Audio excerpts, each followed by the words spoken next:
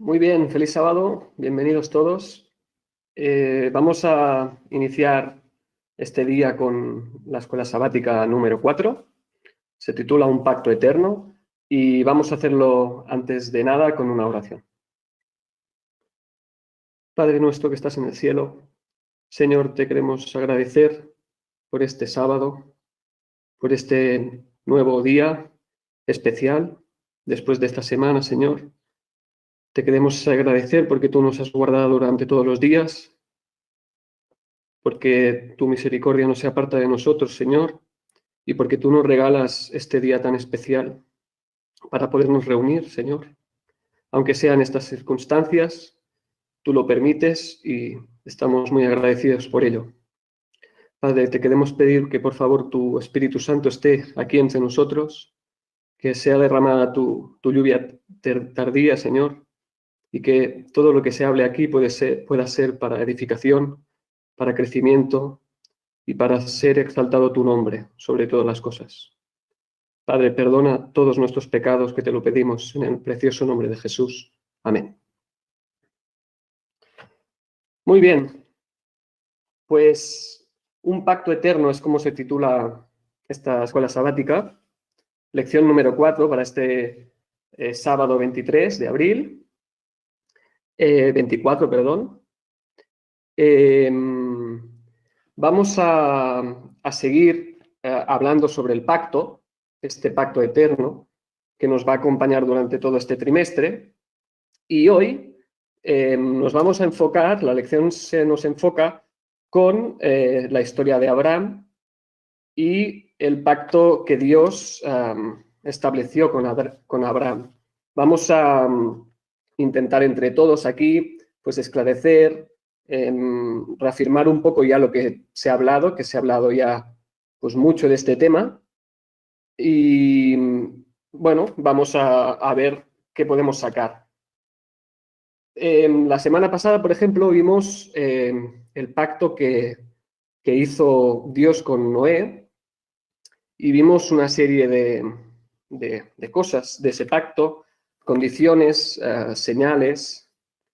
Esta semana vamos a ver si realmente este pacto con Abraham es una continuación de aquel, es algo nuevo. Es verdad que este tema del pacto es un tema que es muy recurrente en todas las escrituras y es un tema que aparentemente parece algo confuso, a veces difícil de entender. Todo esto del antiguo y el nuevo pacto es algo que ya se ha estado tratando en este ministerio y bueno, siempre creo que está bien ir repasando, ir sacando el polvo un poco a eso, ¿no? Y para que el objetivo sería que nos quedara todo más claro y vamos a intentar bueno, que si Dios permite, se despejen dudas y lo vamos a intentar hacer lo mejor posible. La lección, si os parece bien, sí que vamos a comentar quizás algún puntito. Si alguien tiene algo que decir, pues adelante, sois libres. Pero es verdad que yo me gustaría enfocarme más en la historia de Abraham y ir comentando. Sí que el primer día de la lección nos da un versículo para memorizar, que es Génesis 17:7, que comentaremos más adelante, pero bueno, dice así: y estableceré mi pacto entre mí y ti, y tu descendencia después de ti en sus generaciones, por pacto perpetuo, para ser tu Dios y el de tu descendencia después de ti. Bien, si nos centramos en los capítulos donde se nos narra la historia de Abraham, vamos a empezar por Génesis, concretamente 11 y 12.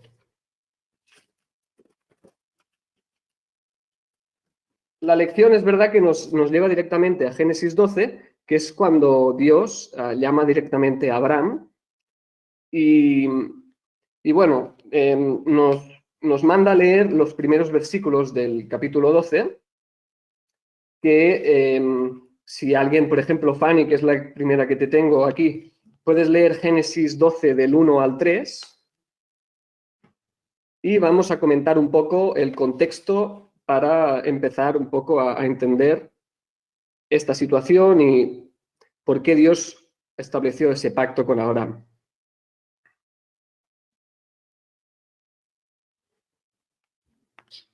Pero Jehová había dicho a Abraham, vete de tu tierra y de tu parentela y de la casa de tu padre a la tierra que te mostraré. Y haré de ti una nación grande y te bendeciré y engrandeceré tu nombre y serás bendición. Bendeciré a los que te bendijeran y a los que te maldijeran maldeciré. Y serán benditas en ti todas las familias de la tierra. Muy bien. Bien, vemos aquí como Dios hace una propuesta, un pacto a Abraham y hay distintas fases, ¿no? En promesa, dentro de esta misma promesa y también algunas condiciones que veremos más adelante. Pero es verdad que para contextualizar un poco, si leemos superficialmente un poco lo que es el capítulo 12 y el capítulo 11, muchas veces erróneamente se concluye, ¿no?, que Abraham fue como un poco el que se inventó, por decirlo así, la religión judía, ¿no?, que nació de él y como que no había tenido una conexión anterior,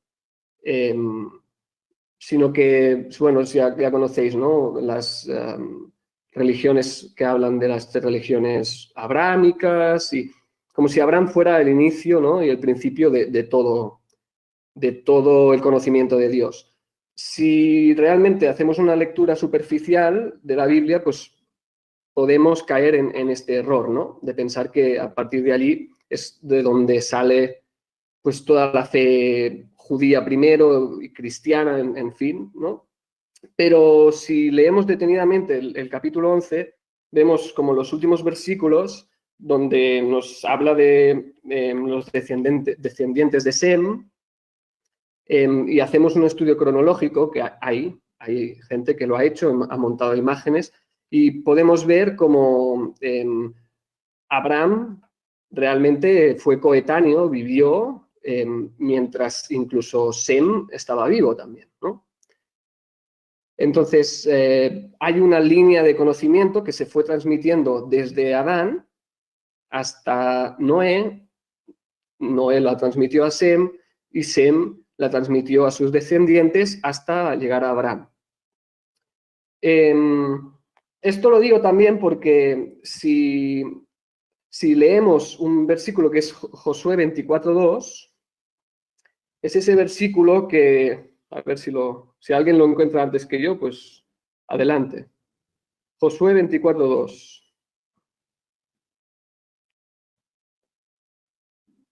Bueno, yo lo tengo ya. Ya lo leo. Y dijo Josué a todo el pueblo: así dice Jehová, Dios de Israel: vuestros padres habitaron antiguamente al otro lado del río, esto es Taré, padre de Abraham y de Nacor, y servían a dioses extraños. Muchas veces se usa este versículo también para defender la idea de que todos los padres de Abraham estaban inmersos en el paganismo y que fue a partir de Abraham donde se conoció al Dios, al único Dios, etc. Esto no es exactamente así. De hecho, Luis, si no recuerdo mal, en uno de sus temas, lo presentó muy adecuadamente y explicó cómo funcionaba en ese momento el mundo, cómo es verdad que la familia de Abraham estaba rodeada de pueblos paganos, vivían en medio de ellos, y que se fue diluyendo esa adoración a Dios y bueno, y servían a dioses extraños no tiene por qué significar que adoraban a esos dioses, ¿no? No sé si Luis recuerdas exactamente cómo funcionaba. Para entenderlo bien, tengamos en cuenta, ¿no?, que cuando Moisés pues avisa al pueblo de Israel que si no obedece todas las leyes de Dios deberá de servir, se encontrará sirviendo a dioses extraños, a dioses de madera y de piedra. Luego vemos que los judíos que se fueron al exilio mantuvieron su religión judía, por tanto no servían literalmente a estos dioses. Era una manera de expresar que el pueblo de Israel en esos momentos se encontraría sujetado bajo la autoridad de pueblos extraños, ¿no? Pues de la misma forma, creo yo que a los antecesores de Abraham, lo que expresa este versículo que has leído es esto, ¿no? Que Taré no es que estuviera plenamente en la idolatría, sino que estaba en medio de una autoridad que estaba sirviendo a dioses extraños y él pues estaba supeditado a ella, ¿no? Pero ese pueblo, ese remanente que quedó del monte Ararat, que quedó en remanente, que se fue diluyendo, pero siempre hubo una línea de continuidad. Esta línea de continuidad siempre se mantuvo pura en la adoración a Dios, con sus defectos que siempre han habido, ¿no? Pero que hubo una línea que no es que estuviera plenamente en la idolatría y luego Abraham saliera como una seta otra vez a recuperar eso, ¿no? Sino que hubo una continuidad, ¿no? Con todos los defectos que podían tener, como siempre han habido dentro de los creyentes, ¿no? Sí, efectivamente. Si leemos el capítulo de Patriarcas y Profetas, creo que es el capítulo 11, donde nos habla de Abraham, Elena White pues lo explica muy bien. Vamos a leer un trocito de eso. Y en ese mismo capítulo es verdad que también nos explica que sí que parte de esa familia de Abraham sí que cayeron en adoración, se contaminaron en el sentido de que se contaminaron con la adoración que los envolvía, ¿no? No todos se mantuvieron fieles, pero tampoco absolutamente todos cayeron en idolatría, ¿no? Que es un poco lo que estabas comentando tú, Luis. Hubo esa línea de transmisión. Sí, Sí, hay una cosa que especialmente la persona creyente tiene que entender. Hay algo que en la línea se llama, en la Biblia, le habla como de el linaje santo, ¿no? Eso no podía ser interrumpido. Por eso hay una continuidad hasta Jesús completa, porque si era ininterrumpido, si se interrumpía ese linaje, pues Jesús no iba a poder nacer.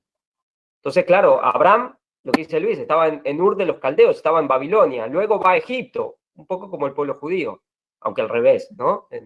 Pero esa línea, ese linaje, no se podía interrumpir, porque si no el Mesías no iba a poder nacer, y el Mesías nació, así que ese linaje ya se concluye completamente, contundentemente, que ese linaje siempre hubo una línea que fue fiel a Dios. Mira, exactamente en el apéndice del libro, la edición que yo tengo de Patriarcas y Profetas, la nota 2, que es una nota, bueno, del capítulo 11, de Abraham, nos lleva al apéndice y la nota 2 es transmisión del conocimiento acerca de Dios. Y dice, Adán vivió hasta que Matusalén llegó a los 243 años de edad. Matusalén vivió hasta que Sem, hijo de Noé, llegó a los 98 años. Sem vivió 150 años después del nacimiento de Abraham y 50 años después del nacimiento de Isaac. Por lo tanto, vemos cómo Sem vivió 150 años con Abraham, ¿no? Después del nacimiento de Abraham. Y 50 incluso después del nacimiento de Isaac, ¿no? El hijo de Abraham. Después dice, Isaac vivió hasta que ellos alcanzaron los 120 años. Ay, perdón, me he saltado una línea. Digo, Abraham vivió hasta que Jacob y Esaú tenían 15 años, e Isaac vivió hasta que ellos alcanzaron los 120 años. Así vemos cómo los conocimientos que Dios había enseñado a Adán pudieron comunicarse a sus descendientes. Adán los transmitió a Matusalén, se los comunicó a Sem, Sem a Abraham y a Isaac, y estos patriarcas se los comunicaron a Jacob, padre de todas las tribus de Israel. Pues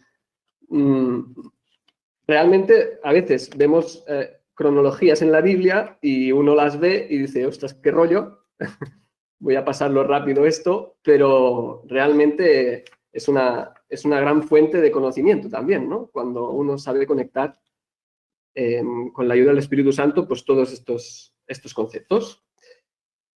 Quisiera yo leer un poco del principio del capítulo 11, que se titula El llamamiento de Abraham, de patriarcas y profetas. Dice esto: después de la dispersión de Babel, la idolatría llegó a ser otra vez casi universal. Y el Señor dejó finalmente que los transgresores empedernidos siguiesen sus malos caminos, mientras elegía a Abraham del linaje de Sem, con el fin de hacerle depositario de su ley para las futuras generaciones. Vemos aquí ya, desde un principio, cómo nos remite a esa dispersión de Babel, a ese diluvio, y recordamos lo que presentamos la semana pasada acerca de esa promesa que se le hizo a Noé, como Noé fue como el que transmitió ese pacto eterno de Dios a sus descendientes. ¿Qué pasó? Pues, como ya hemos visto muchas veces, de los 3 hijos de Noé, hubo especialmente uno que se opuso y, bueno, rechazó a Dios totalmente, que fue Cam, ¿no? Jafet, pues, participó un poco de lo de Cam, pero se mantuvo ahí como en tierra de nadie, y Sem realmente fue el único hijo que se mantuvo fiel, ¿no? Y llegó un momento en que Dios vio que otra vez lo que había sucedido antes del diluvio se estaba volviendo a propagar después del diluvio, y es en esos momentos críticos, ¿no?, en los que él llama a Abraham, llama a un hombre, para con él, pues, renovar ese pacto y volver a... Sí, yo creo que la palabra es renovar ese pacto, volverlo a recordar, porque no era un pacto nuevo, esto lo iremos viendo. Sigue así, dice: aun la familia de su padre, que está hablando de la familia de Abraham, donde se había conservado el conocimiento de Dios, estaba cediendo a las seductoras influencias que la rodeaban, y servían a dioses extraños. Y aquí nos cita el Josué 24:2, ¿no? O sea, sí que estaban realmente cediendo poco a poco a esos dioses extraños, en vez de servir a Jehová. Pero la fe verdadera no habría de extinguirse. Dios siempre preservó un remanente para servirle. Adán, Set, Enoc, Metusalén, Noé, Sem. En la línea interrumpida conservaron de generación en generación las preciosas revelaciones de su voluntad. El hijo de Taré se convirtió en el heredero de este santo cometido. Está hablando de Abraham, como el heredero. Y más tarde volveremos a esto, porque Ellen White, más de una vez en este capítulo en concreto, habla de Abraham como ese heredero. Sí, perdona, solo un apunte. Cuando Ellen White vemos que dice que la familia de su padre, es decir, la familia de Taré, estaba empezando a adorar a dioses extraños. Esto quiere decir que los tíos de Abraham y sus primos estaban empezando a caer en este tipo de adoración, pero de Taré no dice nada concretamente. Claro, cuando habla de familia, recordemos que realmente eran familias no es como hoy, ¿no?, que a lo mejor una familia tiene 3 hijos y ya parece que son muchos, ¿no? Realmente tenían muchos hijos, eran familias que además se emparentaban entre ellos, entonces una familia era realmente un núcleo muy, muy grande de personas también. Es lo que, Pep, es lo que hoy conocemos, por ejemplo, cuando se habla de clanes. Eran como clanes. Exactamente. Bueno, hablando de Abraham, dice: por doquiera le invitaba a la idolatría, pero en vano. Fiel entre los fieles, incorrupto en medio de la apostasía prevaleciente, se mantuvo firme en la adoración del único Dios verdadero. Cercano está Jehová a todos los que le invocan, a todos los que le invocan de veras. Cita Salmos 145, 18. Él comunicó su voluntad a Abraham y le dio un conocimiento claro de los requerimientos de su ley y de la salvación que alcanzaría a través de Cristo. Bien. Si una vez hemos contextualizado ya un poco con todo esto, vamos a entender exactamente todos estos pasos que realizó Dios para perseverar esta línea, este conocimiento de este pacto con Abraham y con su descendencia. Si... Solo una cosa antes de empezar. Quizás sería bueno tener en la cabeza el concepto de que clan también es vara. Es la misma palabra. Sí, tribu, creo que dice exactamente es la palabra, ¿no? Que dice en la Strong. Clan también está en la descripción, ¿eh? Está clan también. O sea que es todo, es como una línea que es la vara que va desde el principio hasta el final. Bien, interesante. Ahora yo tengo una pregunta. Esto de, no sé a vosotros qué os viene cuando pensáis en Abraham, no sé qué os viene a la cabeza, pero a mí me venían las palabras de Abraham, el padre de la fe, ¿no? No sé si alguno de vosotros también. Se le conoce bastante así. Y yo pues pensé, a ver, ¿esto de dónde sale, ¿no? Esto de el padre de la fe. ¿Significa esto que antes de Abraham no existía la fe? ¿Significa que Abraham es el padre, es el gestor de esa fe? ¿Cómo lo entendemos esto? ¿Alguien lo ha pensado alguna vez? A ver, con todo lo que hemos estado viendo ahora, antes de Abraham había fe o no había fe. Entonces, ¿por qué en algunos pasajes de la Biblia, en el Nuevo Testamento parece que se nos habla de Abraham como ese padre de la fe, ¿no? No, a partir de Abraham, como tú decías antes, Pep, Dios hace un reseteo, digamos, ¿no? A partir de ahí empieza un nuevo plan de expansión de la fe, precisamente, ¿no? A partir de ese tronco, de esa cabeza Abraham, pues se levanta todo un pueblo, ¿no? Entonces, para todo ese pueblo que viene después de Abraham, que nos incluye también a nosotros como herederos de la promesa, pues es el padre de nuestra fe, ¿no? Es el punto donde se reinicia todo esto, ¿no? Aunque evidentemente esa fe no nace ahí, esa fe viene desde siempre, ¿no? Desde Adán. Digo yo que debe ser por eso, vamos. Lo que hay también, otra vez como, bueno, parafraseando lo que decía Luis, algo que viene también anterior, pero con Abraham se renueva de una manera muy notable, muy explícita la promesa del Mesías. Es verdad, eso ya estaba, se lo dio a Adán y Eva, ¿no? La simiente, pero se renueva de una manera ya muy concreta la promesa mesiánica también. A ver, creo que estaría bien. Yo esta semana pues he hecho, bueno, me he dedicado pues a mirar un poco temas que se habían presentado ya en este ministerio, que hacía un tiempo, algunos más antiguos que otros, pero que hablaban un poco de todo esto. Me repasé el tema que gracias a Dios pues presentó Javi sobre el nuevo pacto, el 2031, ¿no? Y allí está expuesto de una manera tremenda y la verdad que con un poco ya lo que hemos ido tratando estas escuelas sabáticas, pues a mí me ha ayudado mucho más a entender y a hacer un cuadro y a comprender más profundamente todo el tema del pacto. ¿Por qué lo digo? Yo creo que quizás estaría bien ahora que hagamos como un pequeño repaso y Javi, si ves que ya hay algo que yo no digo bien o que se debe matizar o cualquier otro, pues adelante, ¿vale?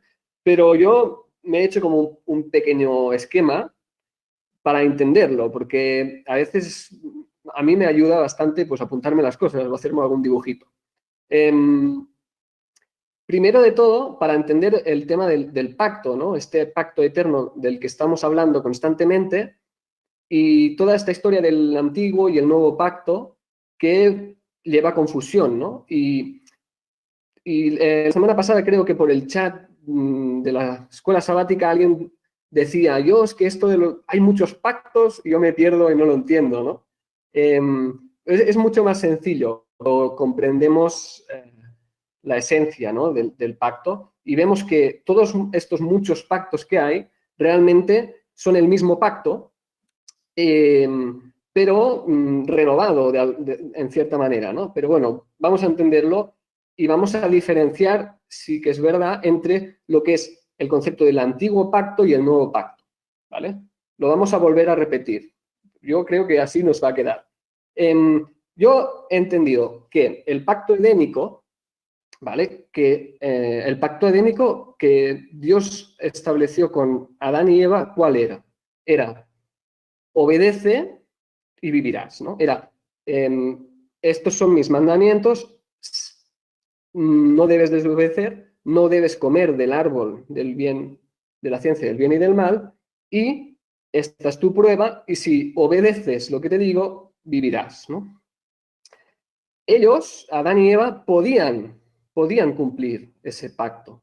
¿Por qué? Porque en ellos no había una naturaleza caída. Ellos, por naturaleza, tendían al bien, tendían a la obediencia a la ley de Dios. Era algo natural completamente que nos cuesta entender a nosotros, desde nuestro punto de vista, desde nuestra naturaleza, pero ellos podían cumplir este pacto. ¿Qué pasó? No lo cumplieron, ¿vale? Ya conocemos pues todo el episodio, ¿no? ¿Qué pasó después? Dios, en su misericordia, establece un nuevo pacto con Adán y Eva para arreglar, por decirlo de alguna manera, ese error, ese rompimiento del primer pacto, ¿no? Que podría ser el pacto antiguo.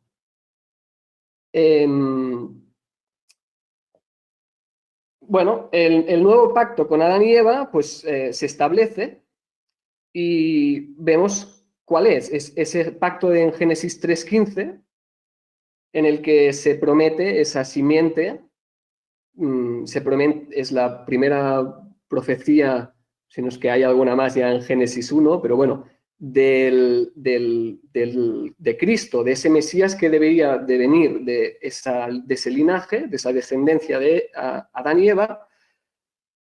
Y bueno, dice, y él le herirá a la serpiente en la cabeza y ella en el calcañar, ¿no? Bien, ese fue el primer pacto.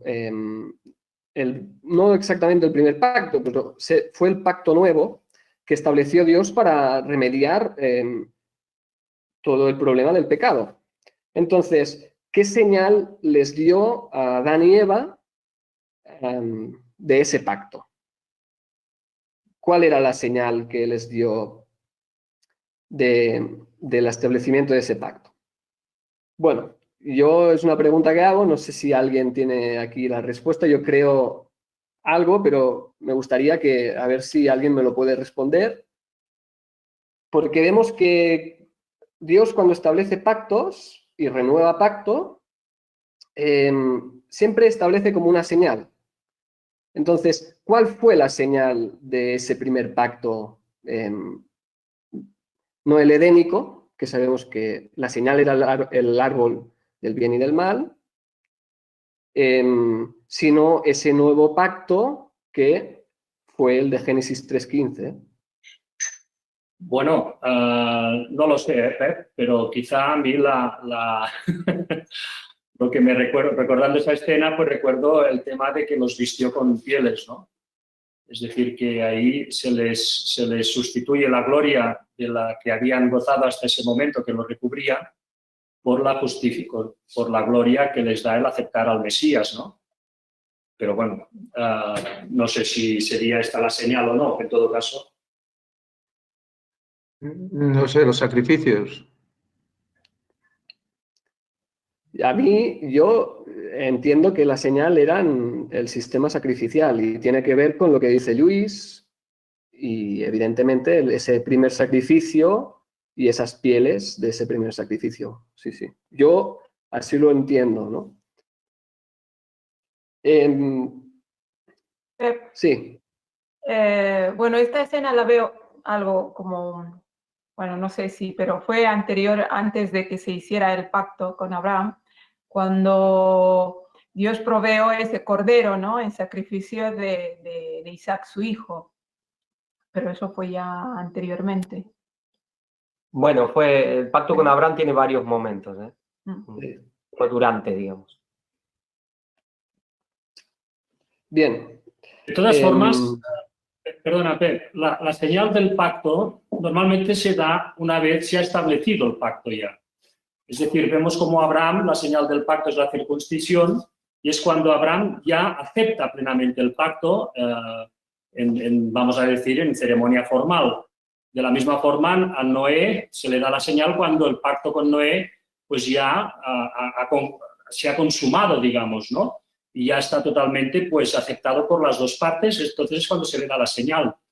En el caso de Adán y Eva, ellos aceptan plenamente el pacto, no en el momento inmediato de aceptarlo por fe, que es el primer paso de aceptación, y es cuando se le da el primer sacrificio, se les da el primer sacrificio, sino que eso es un proceso que se pone en marcha en las puertas del Edén, cuando han sido ya expulsados, y que se le da la enseñanza a través de los ángeles, ¿no? Entonces ahí hay un proceso de aprendizaje de Adán y Eva en todo ese sistema ceremonial, hay un proceso de aceptación de lo que ha significado esa caída, hay un proceso de entender bien el arrepentimiento, en qué consiste, y por tanto también se les da la solución plenamente. Y finalmente ellos, concluido ese proceso, que probablemente duró 6 meses, como vemos luego reflejado en todas las fiestas judías y en todas las enseñanzas que se dieron posteriormente, pues es cuando ellos aceptan plenamente ya ese pacto, como Abraham aceptó plenamente el pacto cuando ya se le da la circuncisión. Entonces, claro, no sabemos qué señal se les dio realmente, ¿no? En todo caso, en la Biblia no se dice. Yo creo que los sacrificios, no sé si es la señal del pacto, ¿no?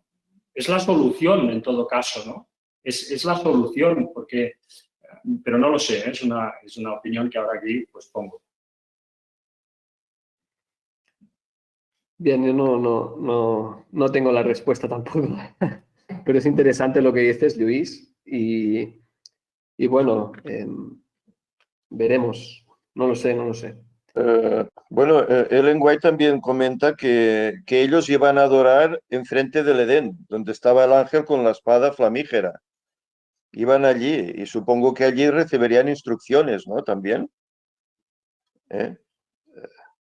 Se dice que ellos solían ir a ese lugar pues para adorar a Dios. Pasa que ese lugar luego fue olvidado por la descendencia. Y bueno, cuando vino el diluvio, pues el Señor se llevó ese jardín a Orión, por así decir, ¿no? Pero era, por así decir, era como la iglesia, era el lugar de reunión, eso, ¿eh? Yo solo voy a hacer un comentario porque es algo que tengo en mente y un poco también lo que dijo Luis es verdad. Están los 6 meses donde se instruyen todo el sistema ceremonial, sacrificial, pero la señal del pacto, la Biblia no está clara con Adán y Eva. Yo tengo en mente algo que la Biblia es muy misterioso, hay algo que está ahí en la Biblia, pero no sabemos realmente ni podemos señalar un momento indicado cuándo se cumplió, se guardó, que es el tema del jubileo. ¿Cuándo fue el primer jubileo? Quizá puede estar ahí, pero la Biblia está muy velado todo ese tema. Bueno, si Dios quiere, pues nos irá dando luz.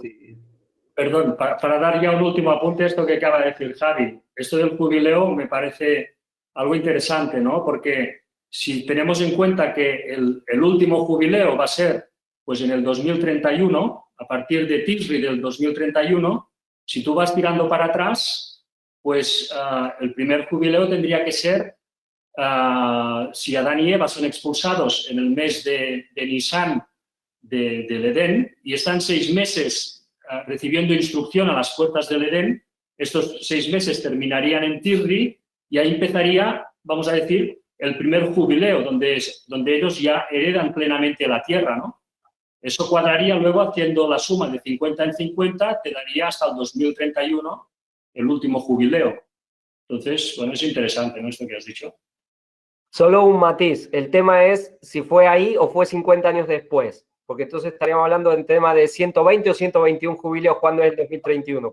¿Cuándo es el 120? Por eso hay un tema ahí, pero bueno, no vamos a usar toda la escuela sabática para eso porque tenemos muy poca información también.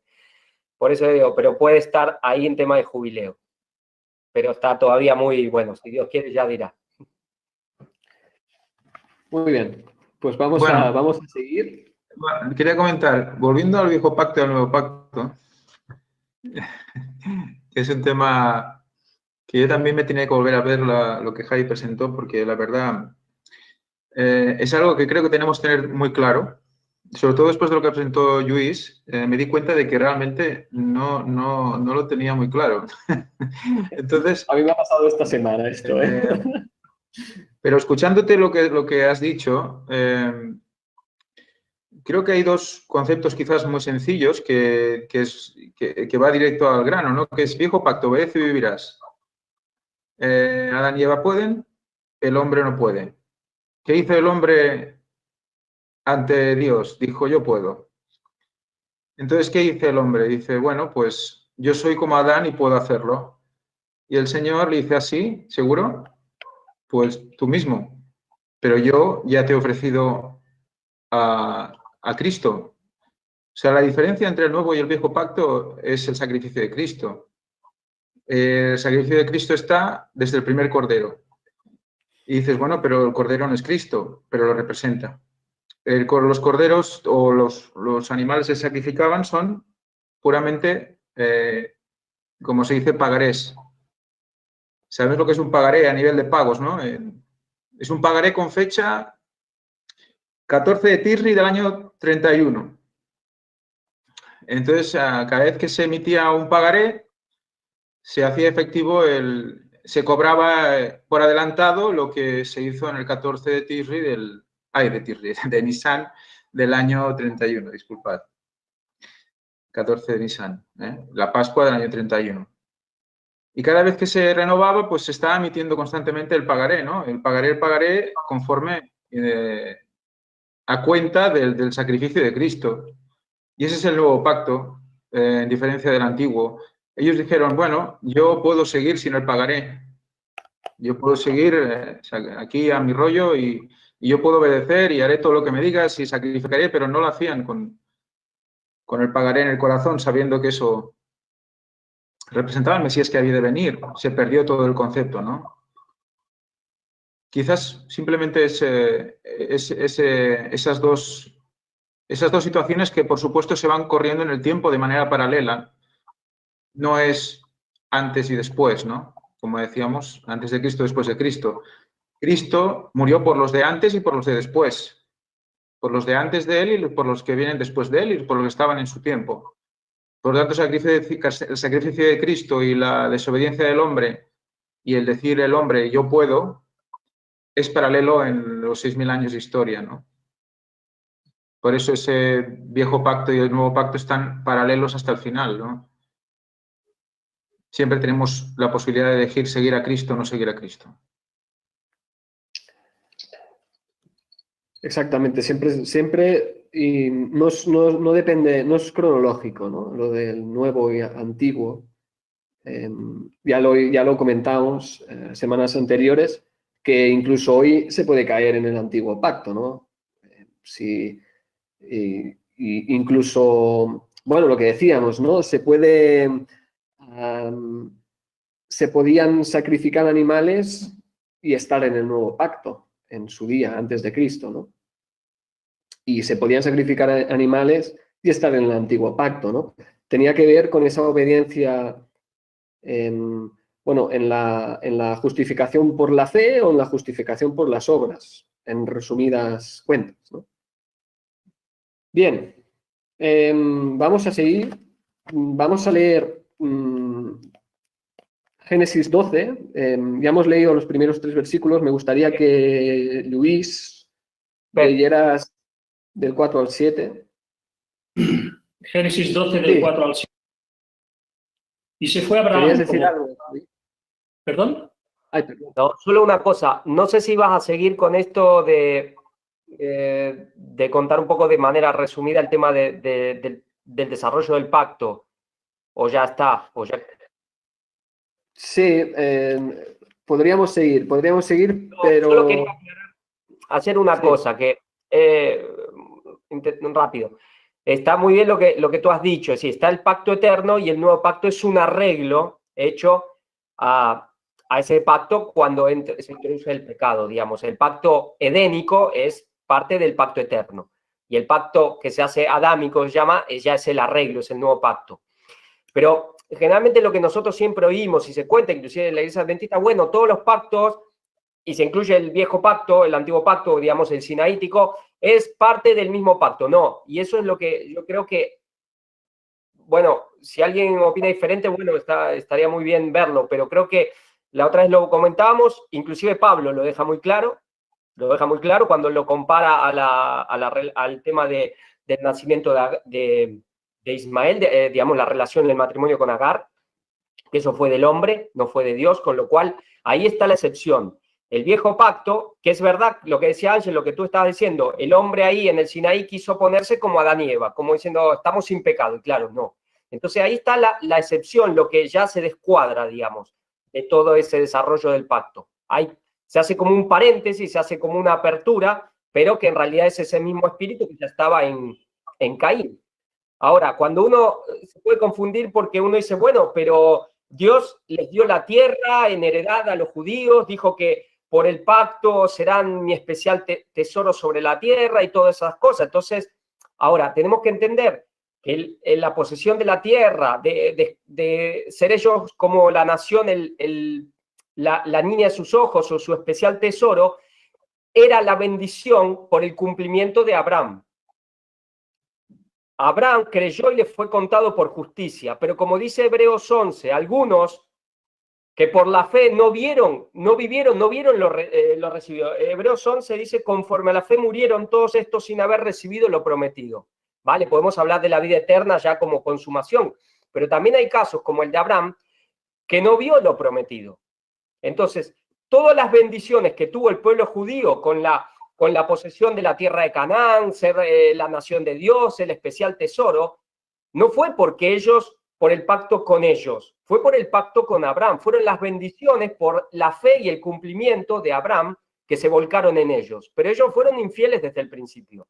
Y ellos terminaron haciendo un pacto con Dios como creyéndose Adán sin pecado, y Dios simplemente lo permitió. Pero ya ese viejo pacto no es parte del pacto eterno ni el nuevo pacto.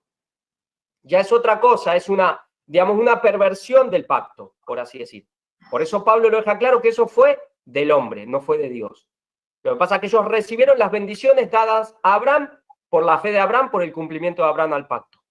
Solo eso quería aportar. Entonces Abraham era las veces de Cristo. Hacía las veces de Cristo también. Porque es por la fe de Jesús, ¿no? También. Que nosotros podemos cumplir. O sea, es algo parecido. También puso a Abraham como el receptor de... Como el que hizo, como el que su fe se contó por justicia. O sea, como que siempre se está haciendo el mismo paralelismo. Y se hace con un hombre que es mortal.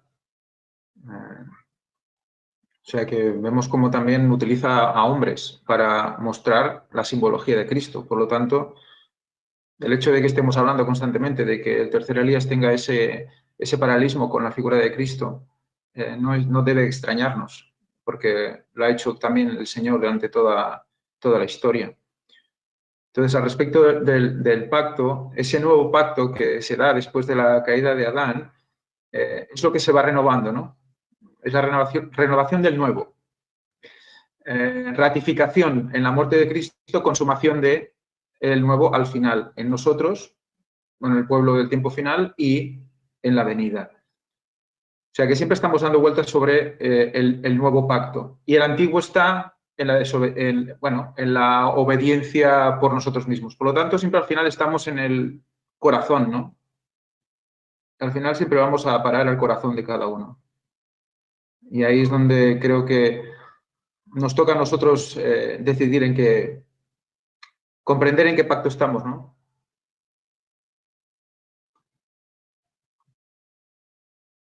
Bien, pues sí, lo que acabas de decir, Ángel, creo que es el resumen que faltaba, ¿no? Para acabar con esta línea, es perfecto. Bueno, invitar aquí a la gente que pues quizás tenga dudas o que le cueste un poco, pues que se vuelva a repasar estos temas que hemos dicho y bueno, la verdad es que cuando se ve con este prisma se comprende mucho mejor toda esta secuencia de este mismo nuevo pacto, como ha dicho Ángel, ¿no? Que se va restaurando el mismo pacto. O sea que, para decirlo, para entenderlo yo bien, de alguna forma, a lo largo de toda la historia ha habido gente que se ha dicho creyente que ha estado plenamente en el nuevo pacto, es decir, ha puesto toda su confianza en la salvación del Mesías, y luego ha habido otra gente que, diciéndose igualmente creyente, ha querido entrar en la salvación por el viejo pacto, ¿no? Es decir, a través de sus obras, ¿no? Sería esto un poco, ¿no? Y el pueblo de Israel falló en este sentido porque se fió del antiguo pacto, quiso entrar por el antiguo pacto, por las obras. En cambio, Abraham había entrado por la fe, ¿no? Había entrado a través del nuevo pacto, ¿no? Sí, y hacer una remarcación más para ver ese tema, lo que dice Luis, que es totalmente cierto, pero acá un evangélico se sentiría seguro, pero pensemos una cosa, en eso por las obras tenemos dos vertientes, tenemos, por así decir, el católico, que cree directamente salvación por obras, pero los evangélicos quieren entrar por su propia fe, no por la fe de Jesús, porque la fe de Jesús obra por el amor, cumple los 10 mandamientos. Ellos quieren ir y entrar por su propia fe. Yo tengo tanta fe que yo tengo fe y ya está. Van por sus obras también. Hacen lo que ellos consideran que tienen que hacer y lo que no, el sábado no, esto tampoco, esto sí, a su manera. Es igual, a su manera. Es mi pacto, a mi manera. Yo pongo las condiciones para ir al cielo. Sí, claro, es un tema que Santiago, en el libro de Santiago, se trata de una manera espléndida, ¿no?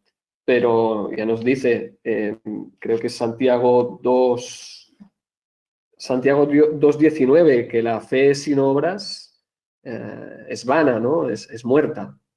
Entonces es una cosa que va ligada realmente y es, evidentemente, como decía Javi ahora, pues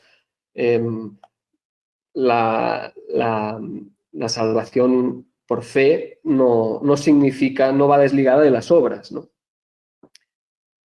Bueno, más tarde comentaremos un poco más sobre esto. Yo sí que quería leer un poco algún versículo para ver un poco esta evolución, ¿no? Del pacto y cómo Jehová va presentando más detalles y va reafirmando ese pacto a Abraham, ¿no? Si leemos el Génesis 12 del 4 al 7, Luis. Sí. Y se fue Abraham, como Jehová le dijo, y Lot fue con él. Y era Abraham de edad de 75 años cuando salió de Harán. Tomó pues Abraham a Sarai, su mujer, y a Lot, hijo de su hermano, y todos sus bienes que habían ganado y las personas que habían adquirido en Harán, y salieron para ir a tierra de Canaán. A tierra de Canaán llegaron. Y pasó Abraham por aquella tierra hasta el lugar de Siquem, hasta el encino de More, y el cananeo estaba entonces en la tierra.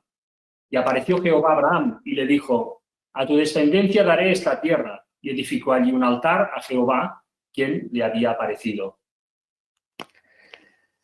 Bien, muchas gracias. Vemos aquí como esa primera promesa que le hace Dios a Abraham, ¿no? Que de él hará una nación grande y te bendeciré y te engrandeceré tu nombre y serás bendición, ¿no? No solo para él mismo, sino para todas las naciones. A medida que Abraham iba haciendo su camino por fe, ¿no? Dios también le iba presentando más detalles y le iba dando, pues sí, más detalles sobre ese pacto, ¿no? Aquí vemos como se le da una promesa interesante a Abraham, que también ya no solo era una promesa espiritual, en el sentido de esa bendición y esa salvación, sino que se le da una promesa de que su descendencia habitará en una tierra, en la tierra de Canaán, ¿no? Es verdad que es un tema conflictivo también, hoy en día, por pues, todo el movimiento sionista, en concreto, pero bueno, también tenía su sentido en su momento que Dios prometiera a Abraham eso, ¿no? Recordemos que Abraham pues se había apartado de su casa, de su familia, y era un errante por la tierra, por decirlo así, ¿no? Y es verdad que esa tierra era una tierra muy rica y llena de bendiciones. Entonces, Dios le promete una cierta seguridad también a Abraham, ¿no? Y le promete una tierra abundante, y vemos como no solo eran promesas espirituales, sino también había una parte terrenal, ¿no? Por decirlo así. Y además, bueno, sabemos la aplicación que tiene para hoy en día, que hablamos de esa Canaán celestial, ¿no? Pero lo que sí que pasa es que en esos momentos hubo una gran hambre, ¿no? Hubo una sequía muy grande, y Abraham se vio obligado a marchar de esas tierras y bajar hacia Egipto y refugiarse allí. Y bueno, allí sucede todo ese episodio en el que Abraham tiene miedo de que esos egipcios se enamoren de Sarai, ¿no? De su mujer, y la tomen y lo maten a él, ¿no? Él se monta como su película, y eso lo lleva a mentir, ¿no? Y a presentar a Sarai como su hermana y velar la realidad, ¿no? De que eran marido y mujer. Entonces, aparte pasa todo este episodio. Sí, Luis. Es una mentira de ellos. Sí, es una mentira a medias, porque no era mentira del todo. O sea, realmente eran Sarai y Abraham eran hijos del mismo padre, pero no de la misma madre.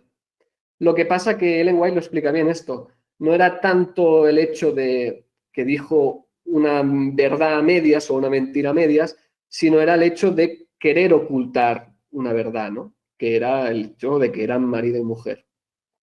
En el corazón de Abraham ahí falló, ¿no? Y esto también pues, nos puede pasar a todos nosotros, que vemos una persona como Abraham, ¿no? Que intachable, ¿no? En principio, una persona íntegra, noble, con una fe inmensa, ¿no? Y vemos que en momentos de debilidad, él también, aquí es como las escrituras tienen esta maravilla, ¿no? Que no son superhéroes, son hombres también, ¿no? Los que hay allí. Y se nos presentan sus hazañas, pero también sus errores, para que nosotros podamos aprender. Y bueno, gracias a Dios pudo remediar esa equivocación de Abraham, y al final salieron de Egipto con mucha riqueza, y bueno, Dios tuvo que poner su mano para proteger a Abraham, ¿no? En esos momentos. Cuando salieron de Egipto, sucede todo el tema de que vuelven a la tierra al norte, a la tierra de Canaán, y como van ya con tenían mucho ganado, tanto Abraham como Lot, es cuando se separan, ¿no? Cuando ven que tienen que separarse para que no haya discusiones entre pues, los pastores, y todos puedan pues, hacer bien su vida, ¿no? Entonces, bueno, es cuando Lot, movido por egoísmo, escoge las tierras que aparentemente son más fructíferas, pero es como una espada de doble filo eso, ¿no? Porque, bueno, es donde hay los habitantes más corruptos y, bueno, sabemos después, posteriormente, toda la historia de Sodoma y Gomorra y, bueno, ahora veremos un poco, ¿no? Después, bueno, también sucede todo el tema con esa invasión del rey de Elam, creo que era. Luis, tú que tienes esto fresco y lo presentaste muy bien, pues es verdad que llega ese rey, ¿no? A invadir esas tierras que ya tenía sometidas. Era Kedorlaomer, que era el rey de Elam y que en coalición a una de las partes de Mesopotamia que estaban en esos momentos en lucha, que era Larsa, era la parte que estaba aliada con Elam, pues estas gentes son las que invaden Canaán en esa época, sí. Era como, creo que Canaán era como una tierra que ya estaba invadida, ¿no? Por este rey, era, no me sale la palabra, pero que pagaban tributos, ¿no? Y entonces unos cuantos reyes de esta tierra de Canaán se rebelan y es cuando Elam viene a mitigar esa rebelión, ¿no? Y con esa actuación del rey Elam es cuando se lleva presos a Lot y a su familia, ¿no? Que vivían ahí en esas llanuras, ¿no? Y bueno, Abraham toma armas, ¿no? Y se alía con algunos otros reyes de la zona y van a rescatar a Lot. Y entonces es cuando, bueno, lo consiguen, vuelven y sucede algo, y es que Abraham, Ellen White lo explica muy bien, ¿no? Que él era realmente una persona muy noble y era muy pacífico y realmente con todos los habitantes y los reyes y las tribus que había a su lado, él era especialmente cortés, tenía el don de la diplomacia también. Y él, después de emprender esta guerra, vuelve preocupado porque ve que se ha empezado una rueda que es difícil de parar, ¿no? Que si algún día este rey de Elam vuelve, pues le tendrá a él una especial manía, ¿no? Y ve el peligro de eso, ¿no? Y eso le atemoriza. Y es entonces cuando pues tiene esa otra aparición de Dios, ¿no? Que le dice lo siguiente. Si leemos Génesis 15, del 1 al 6. Una cosa, Pep. Sí. Una cosa. Pero aquí vemos cómo todos siempre estas personas de Dios, que algunos pueden tener un carácter más así, más asá, pero aunque sean muy pacíficos, todos tenían ese, como en la Biblia está ese espíritu y poder de Elías. Ya habíamos en lo que había presentado en Sem, cuando se levanta contra Nimrod directamente, lo vemos en Abraham, bueno, en Elías y en todos los personajes. Eso tiene que estar ahí para cuando haya que usarlo. Está a disposición de cualquier cristiano. Lutero decía, yo no quiero, pero me veo impelido a batallas, a discusiones, y Lutero, como todos queremos, ¿no? Queremos estar tranquilos, estar bien, pero el mensaje y el Espíritu de Dios lo llevaba allí, ¿no? Y bueno, esto se ha ido repitiendo y es verdad, es este espíritu de Elías que Abraham también, hemos hablado poco de Abraham, pero bueno, sí que se ha hablado, ¿eh? Ángel tocó un tema y lo relacionó con el tema del tercer Elías un poco, y veremos un poco más adelante, pero es verdad que Abraham tiene ese simbolismo también, y un montón de aplicaciones de su historia que podemos ver hoy en día en cumplimiento, ¿no? Si Ana, puedes leer los versículos del 1 al 6 del capítulo 15.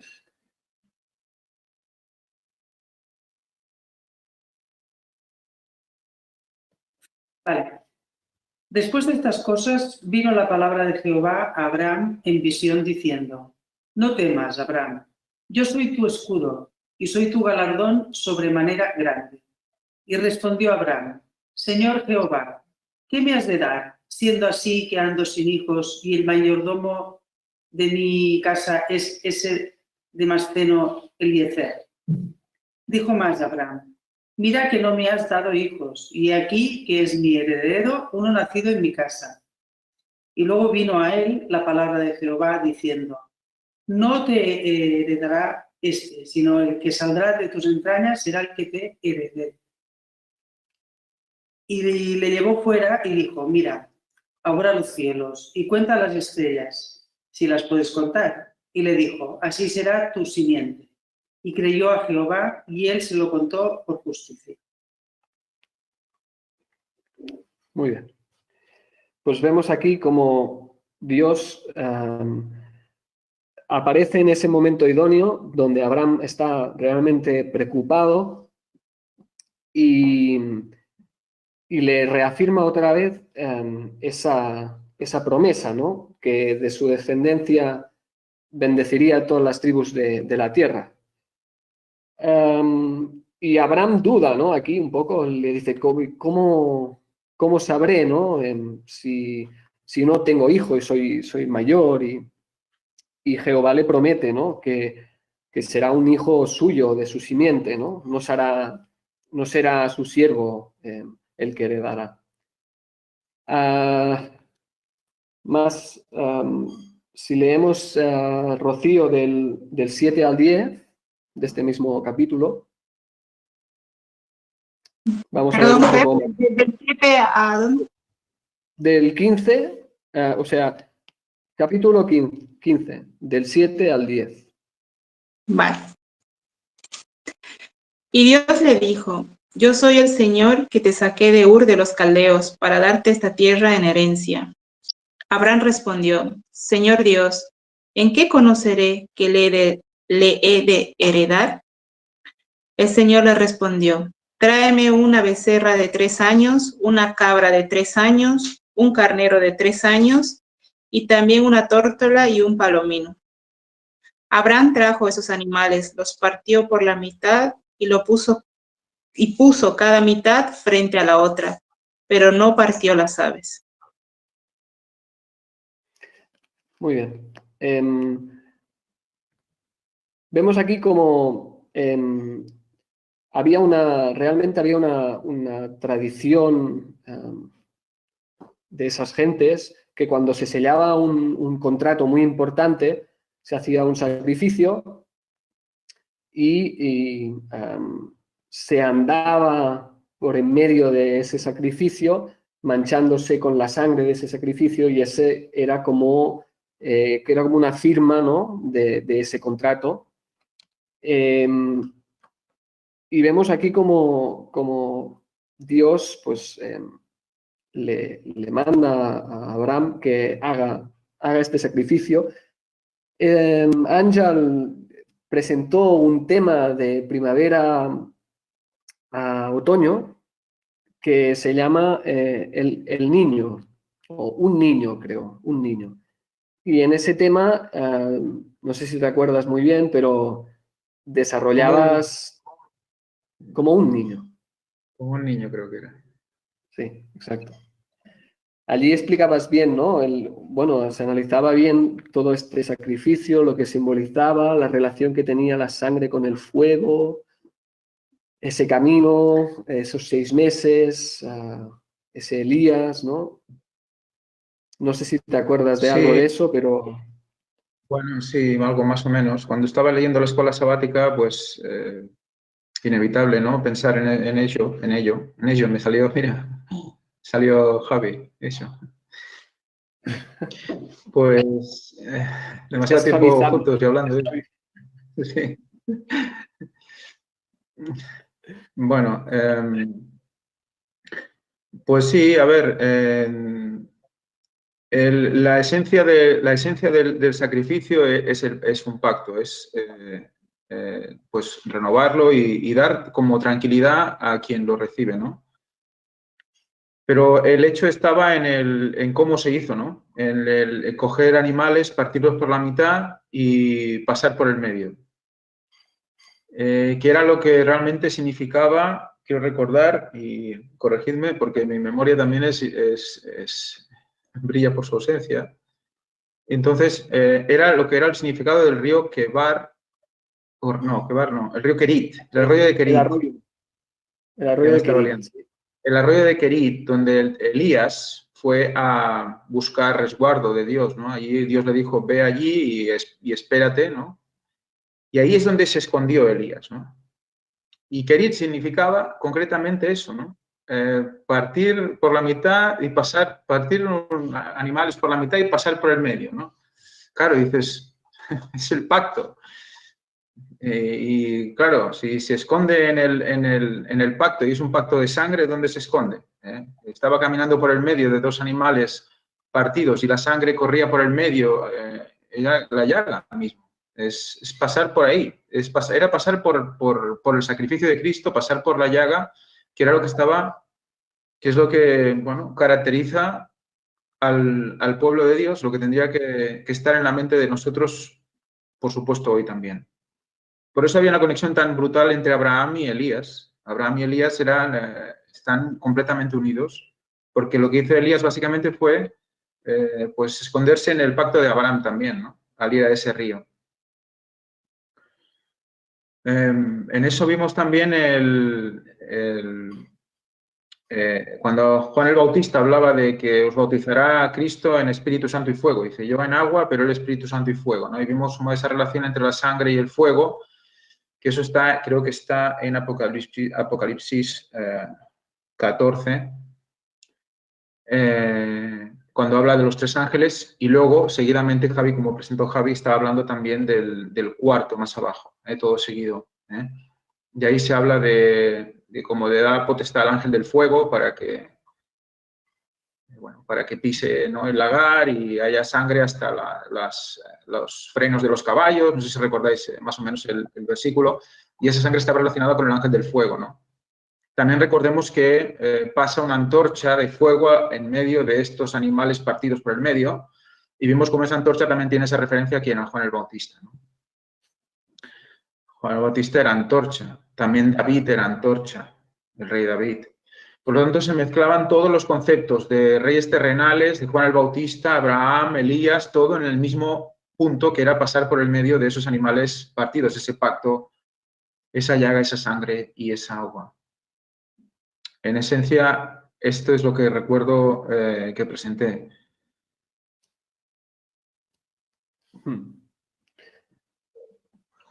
Sí, yo pude repasar el tema también esta semana un poco y sí, exactamente, era por ahí iba, ¿no? Muy bien, Ángel, lo has recordado bien. No, es muy interesante. Siempre cuesta, ¿no? Se presentan muchas cosas y es bueno que vayamos mirando cosas que ya se presentaron, ¿no? Porque la luz, como sabemos, es progresiva y en nuestra mente también funciona así, ¿no? Podemos conectar una cosa con otra, pero a veces si volvemos para atrás y vemos un tema que hace un tiempo se presentó, con esa nueva conexión que ya tenemos establecida ahora, después podemos conectar otras 4 más, ¿no? Y es exponencial. Y entonces siempre es importante ir repasando y repitiendo pues lo que en principio ya teníamos claro, porque muchas veces te das cuenta que no lo tenías tan claro o no lo tienes tan fresco en la mente. Y es inevitable pues olvidarse de algo. Pero vemos como realmente hay una relación muy importante entre Elías y Abraham también. Y bueno, yo de aquí sí que tenía marcado alguna cosa más de este capítulo, pero bueno, creo que estaría bien que avanzáramos un poco, porque si no se nos va a tirar el tiempo encima. Después de toda este pacto solemne, ¿no? Esta visión de Abraham que ve a Dios como una antorcha y un horno que pasa por ahí en medio, ¿no? Sí que Dios dice, en el versículo 18 de este capítulo dice, en aquel día hizo Jehová un pacto con Abraham diciendo, a tu descendencia daré esta tierra desde el río de Egipto hasta el río grande, el río Éufrates. Vemos como este pacto que va como poco a poco, progresivamente, aquí llega un momento en el que se establece las condiciones, no las condiciones, sino se establece un pacto de una manera más formal, ¿no? Podríamos decirlo así. Entonces, sucede todo el episodio de Agar, ¿no? Agar y Ismael. Vemos como que esto tiene mucha relación, ¿no?, con lo que hablábamos ya del capítulo 4 de Gálatas, que se habla sobre el nuevo y el antiguo pacto y lo relacionábamos con el hijo de la esclava y el hijo de la libre, ¿no? Entre el hijo de Agar y el hijo de Sara. Pero vemos como aquí Sarai, ¿no?, la mujer de Abraham, que era estéril, no le daba hijos, viendo que no le podía dar hijos a Abraham, ella le propone que tome a su sierva egipcia, ¿no?, que se llamaba Agar, y que esa sierva le dé un hijo y que sea contado ese hijo como hijo heredero, ¿no?, de Abraham. Entonces Abraham cede, acepta ese remedio que no proviene de Dios, porque Dios le había dado la promesa de que de su simiente, ¿no?, vendría ese hijo. Y evidentemente aquí toman un camino que no es el camino que Dios había establecido. Entonces, de esta unión entre Agar y Abraham es donde nace Ismael. Y dice que era Abraham de edad de 86 años cuando Agar dio a luz a Ismael, ¿no? Y posteriormente, cuando Abraham ya era de 99 años, esto ya en lo que se nos presenta en el capítulo 17, le apareció Jehová y le dijo, yo soy el Dios Todopoderoso, anda delante de mí y sé perfecto, y pondré mi pacto entre mí y ti, y te multiplicaré en gran manera. Entonces Abraham se postró sobre su rostro y Dios habló con él, diciendo, he aquí mi pacto es contigo, y serás padre de muchedumbres de gentes. Y no se llamará más tu nombre Abraham, sino que será tu nombre Abraham, porque te he puesto por padre de muchedumbres de gentes. Y te multiplicaré en gran manera, y haré naciones de ti, y reyes saldrán de ti. Y estableceré mi pacto entre mí y ti, y tu descendencia después de ti en sus generaciones, por pacto perpetuo, para ser tu Dios y el de tu descendencia después de ti. Y te daré a ti y a tu descendencia después de ti la tierra en que moras, toda la tierra de Canaán, en heredad perpetua, y seré el Dios de ellos. Y dijo de nuevo Dios a Abraham, en cuanto a ti guardarás mi pacto, tú y tu descendencia después de ti, por sus generaciones. Este es mi pacto, que guardéis entre mí y vosotros y tu descendencia después de ti. Será circuncidado todo varón de entre vosotros. Circuncidaréis después la carne de vuestro prepucio y será por señal del pacto entre mí y vosotros. Y de edad de 8 días será circuncidado todo varón entre vosotros por vuestras generaciones, el nacido en casa y el comprado por dinero a cualquier extranjero que no fuere de tu linaje. Bien. ¿Puedo hacer un inciso? Sé que este es un tema interesante, pero lo que hablábamos antes de cómo decimos, bueno, estamos en el nuevo pacto y ya está, pero ¿cómo se puede caer en el viejo pacto? Es decir, acá hablábamos de Sara y Agar, que Pablo las representa, las pone como figuras de una de los dos pactos. Pero es curioso que la figura, digamos, que el viejo pacto, el que es de la carne, tuvo su origen en la que es figura del nuevo pacto, en Sara. y fue de alguna manera confirmado o apoyado por Abraham, por el cual se renovó el nuevo pacto, ¿no? Es un detalle muy curioso, con lo cual nosotros podemos estar en el nuevo pacto y en un momento caer. Claro, puede haber arrepentimiento y volver al camino, que es por la fe. Pero al final, esas dos mujeres representan los dos pactos. Sara es el nuevo pacto, pero el viejo pacto vino por instigación de Sara. Sí, sí. Muy interesante este detalle, la verdad. Evidentemente, pues lo que decías, que de un pacto al otro hay solo un paso, ¿no? Y bueno, debemos de estar muy vigilantes para que no nos suceda esto a nosotros. Aquí lo que he leído...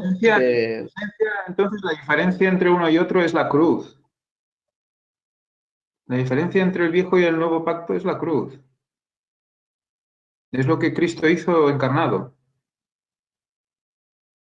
Aceptarlo, es la diferencia. Eso estaba expresado en la promesa. La promesa es el pagaré. Pero en esencia, al final, siempre estamos dando vueltas alrededor de la cruz y su sacrificio y su llaga. Al final. Y es lo que le mostró a Abraham ahí tan efusivamente, creo, en ese momento, ¿no?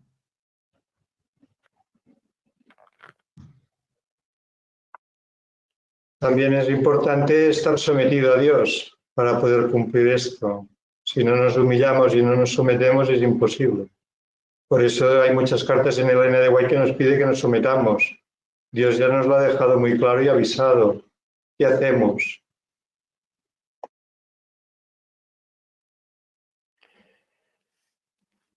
Bien. Sí, en modo de resumen total, volvemos otra vez a la cruz, volvemos otra vez a la llaga. Y al final no son nuestros méritos, ¿no?, sino son los de Cristo, y por lo tanto nos debemos de someter a la voluntad de Dios, ¿no?, en cada momento. Y es muy fácil caer en querer hacer tu voluntad y no la de Dios, ¿no? Es realmente complicado y requiere de un espíritu de oración constante y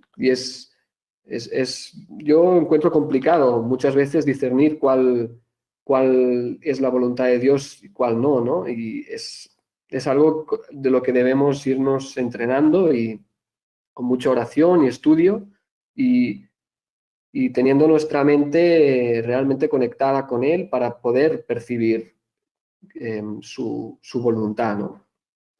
La impresión que muchas veces nos pone y que muchas veces no prestamos atención o no oímos, no discernimos porque tenemos muchas cosas que nos impiden, nos ponen barrera, ¿no? Y una cosa, que acá algo que me comentaba Laura, y a veces es la parte que más nos cuesta. Someterse a la voluntad de Dios, generalmente, siempre en el pueblo de Dios, ha incluido, a veces esa voluntad incluye eslabones humanos. Y ahí es donde el hombre más tropieza, donde el pueblo de Dios más ha tropezado. Y hoy, bueno, en gran manera.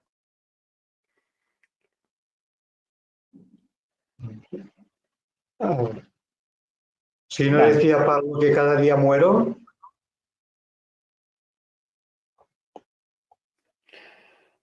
Sí, y en parte vamos a ver cómo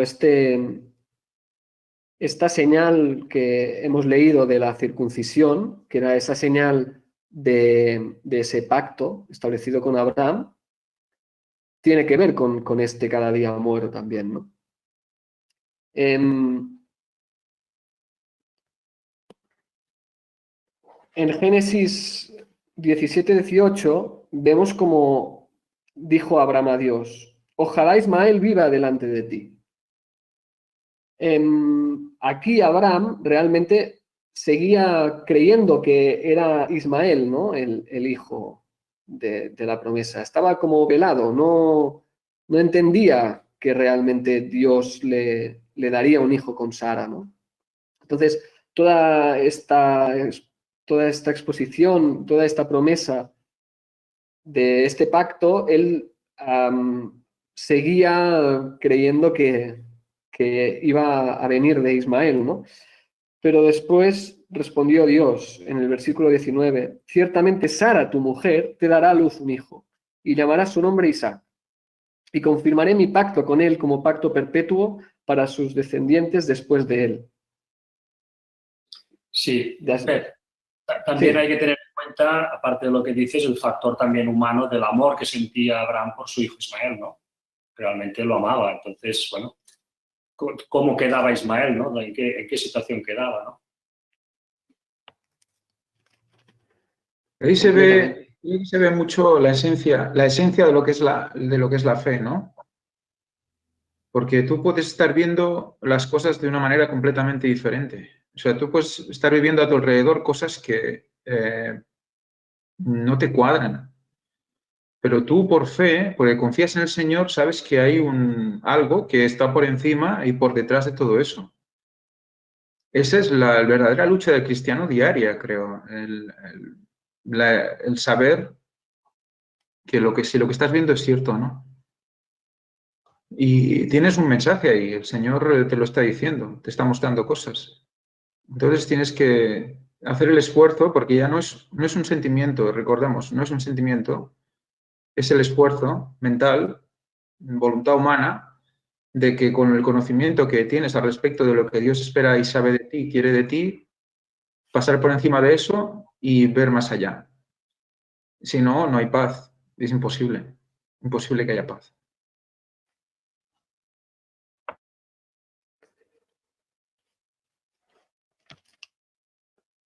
Bien, podemos leer Génesis 18 del 16 al 19.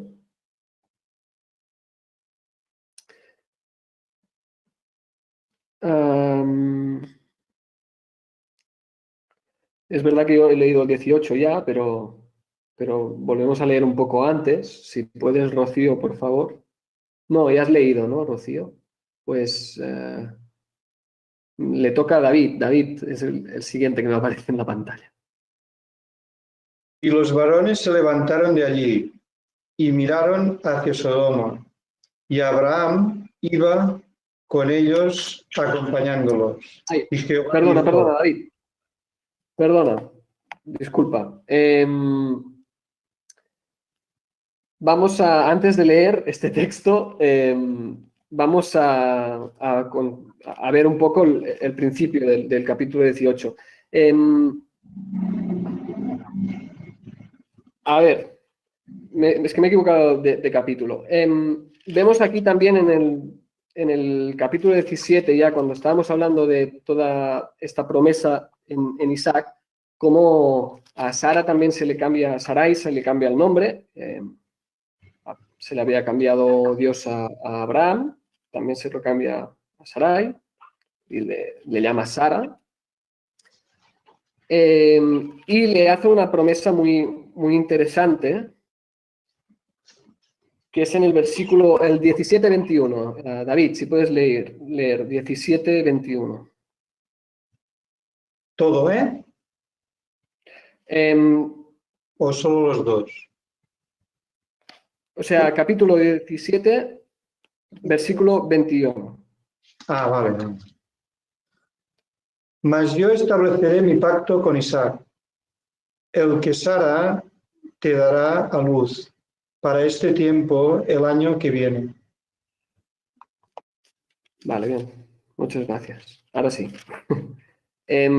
Bueno, vemos aquí como Dios realmente le dice, no, el pacto vendrá por este hijo que te daré. Y es curioso, que a mí me llamó la atención, que esa promesa también lleva un factor de tiempo, porque le dice que al año siguiente le nacería ese hijo, ¿no?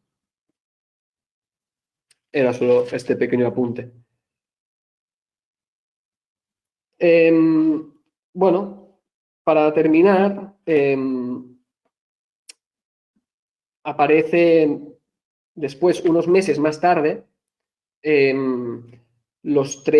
esos tres viajeros que llegan al campamento y parece que están como medio perdidos, que buscan el camino, y Abraham sale a recibirlos y los hospeda, y cuando los tiene ahí hospedados se da cuenta, ¿no?, de que son dos ángeles, y el tercero es Cristo mismo, ¿no? Y en esa aparición es cuando le vuelven a decir, ¿no?, que tendrá un hijo que se llamará Isaac, ¿no?, que significa risa. Tiene que ver con el hecho de que tanto Abraham como Sara, al no creerse esa promesa, pues se ríen, ¿no? En concreto, en este momento, Sara se ríe dentro de la tienda, y el nombre del hijo le ponen ese nombre que significa risa, ¿no? Y bueno, en el versículo 10 del 18, vemos como Cristo dice, entonces dijo, de cierto volveré a ti, y según el tiempo de la vida, he aquí que Sara tu mujer tendrá un hijo. Y Sara escuchaba a la puerta de la tienda que estaba detrás de él, ¿no?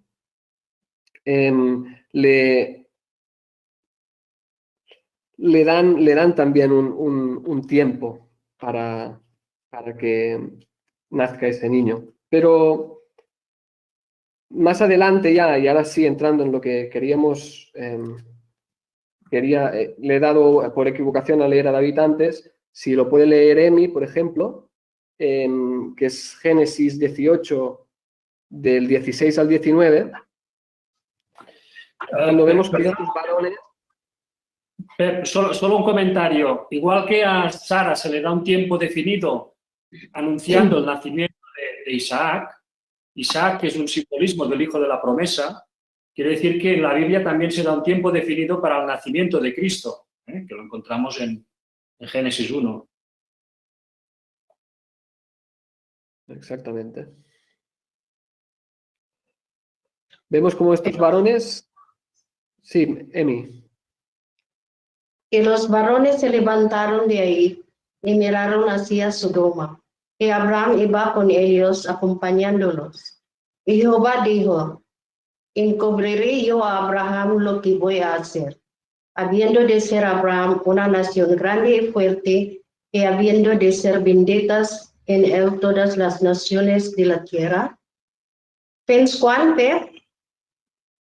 Hasta el 19. Porque yo sé que mandará a sus hijos y a su casa después de sí, y guarden el camino de Jehová, haciendo justicia y juicio, para que haga venir Jehová sobre Abraham lo que ha hablado acerca de él. Muy bien. Vemos aquí como realmente hay algún versículo muy interesante también, siguiendo un poco con la línea de lo que decía Luis. Vemos como Abraham era como ese amigo, ¿no? En las Escrituras se habla de Abraham como el amigo de Dios, y Dios le tenía un especial cariño, ¿no? Y en el versículo 17 vemos que dice, encubriré yo a Abraham lo que voy a hacer. Dice, habiendo de ser Abraham una nación grande y fuerte, y habiendo de ser benditas en él todas las naciones de la tierra. Vemos como Dios, a los que considera sus amigos, los herederos de esa promesa, no les encubre, ¿no? Quiere compartir con ellos. Entonces, hoy en día no está sucediendo lo mismo. La lección, es verdad que hay un momento de la lección, una pregunta de no sé si es el martes o el miércoles, que relaciona esta promesa que serán benditas todas las naciones de la tierra con el mensaje del primer ángel de Apocalipsis 14. Pero bueno, de hecho, el mensaje del primero, del segundo y del tercero, y el mensaje que se añade a estos tres ángeles, que es el de Apocalipsis 18, es un mensaje que tiene que llegar a todas las naciones, ¿no? Y será predicado el Evangelio eterno a todo el mundo, ¿no? Y entonces vendrá el fin. Entonces, vemos como aquí hay un paralelismo entre esa actitud que tenía Dios hacia Abraham como ese amigo al cual confiaba y mostraba y no le encubría su juicio, y lo que estamos viviendo hoy en día, ¿no? Con este pueblo, con este Elías, con este amigo del esposo, ¿no? Que conoce y se le es revelado, ¿no? el tiempo del juicio. Porque recordemos que estos tres varones iban hacia Sodoma, iban a dar juicio a una ciudad, ¿no? O más de una, Sodoma y Gomorra, más de una ciudad, ¿no? En las ciudades de la llanura, ¿no? Pero vemos, a mí me parece que hay un paralelismo aquí importante. No sé si alguno de vosotros ve algo más, pero a mí sí que me sorprendió esto, ¿no? ¿Acaso el mensaje del primer ángel no dice que la hora de su juicio ha llegado? No, cierto. Pep, yo te quería leer esto porque, bueno, me viene algo que va un poco en relación con esto que estás diciendo, que está en el capítulo 17 de Génesis, el versículo 1, cuando le dice, era Abraham de edad de 99 años, tenía 99 años cuando le apareció Jehová y le dijo, yo soy Dios Todopoderoso, anda delante de mí y sé perfecto. Sabemos que el número 9 es juicio, ¿no? Y va, bueno, yo lo veo así, que va relacionado con 11 de septiembre y con el tercer Elías, porque cuando le dice, anda y sé perfecto, pues a nosotros se nos ha anunciado, ¿no? Cuando este ministerio apareció, cuando salió y empezó a dar el mensaje del cuarto ángel, ¿no? Porque que era el 2001, ¿no? Y claro, es anda y sé perfecto, porque estamos en pleno juicio, ¿no? Ahí empezó el juicio. Y ahí también, un poquito antes, pues supongo que como a todos los mensajeros, pues al tercer Elías también Dios le encomendó, ¿no? Y como todo mensajero, pues supongo que respondió, heme aquí, ¿no? Envíame a mí, el único que estaba listo y preparado para dar este gran mensaje de advertencia. Sí, 99 es lo mismo decir 66, ¿no? 6.000 años y 6 meses. Justo ayer yo estoy leyendo el libro de Salmos, ya estoy terminándolo. Estaba leyendo el Salmo 147 y me llamó la atención los versículos, los dos últimos, 19 y 20. No sé si alguien, Ángel mismo, si puedes leer, por favor. Salmo 147, 19 y 20.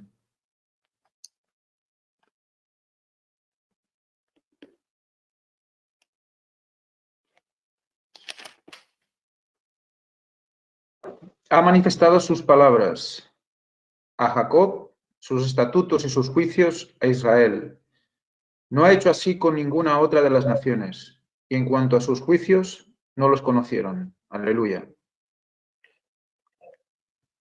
Bueno, este es un salmo de David, si no me equivoco. Y bueno, y dice que ha manifestado sus palabras a Jacob, sus estatutos y juicios a Israel. ¿Qué juicio no ha manifestado? No ha advertido. Y además, bueno, dice que no ha hecho así con ninguna otra de las naciones, o sea, lo hace con aquellos con sus amigos, ¿no?